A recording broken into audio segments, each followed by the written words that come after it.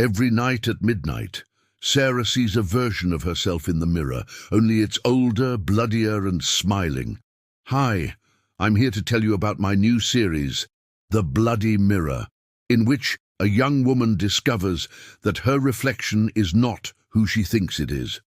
Every night at exactly 12:01 a.m., Sarah catches a glimpse of an older, bloodier, more decayed version of herself in the mirror.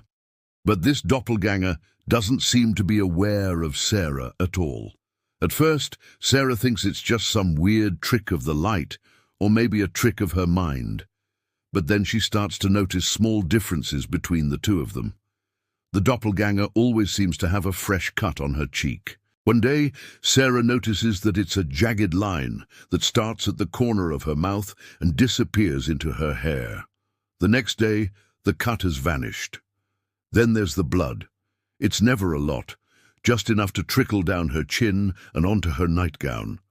And then there's the smile, always that horrible, toothy smile. The doppelganger doesn't speak, but every time Sarah asks it a question, it answers with a toothy grin. Sarah tries to communicate with it in other ways, writing messages on the mirror with lipstick, but the messages just end up smeared across the glass. Then one day, Sarah decides to fight back. She draws a veil over the mirror to block the image, but it just ends up stained with blood.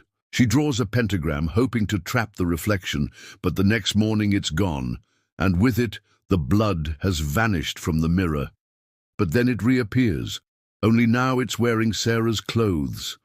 Sarah spends her days researching, poring over old books, searching for anything that can help her understand what's happening to her. She learns about ancient beings that feed on human flesh and grow stronger when they take on a human form.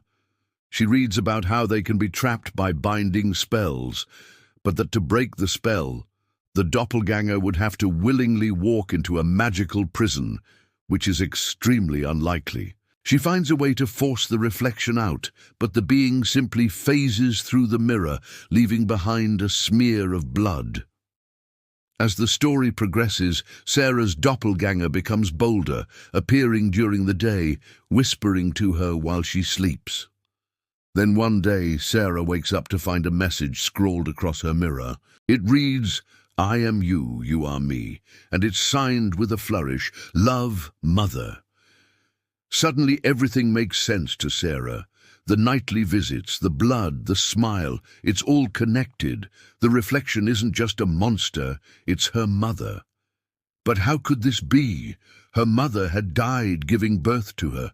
One night, Sarah's mother appears in the mirror, and this time she isn't smiling. She looks sad.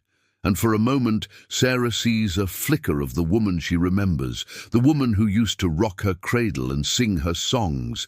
But then the look vanishes, replaced by something cold and reptilian.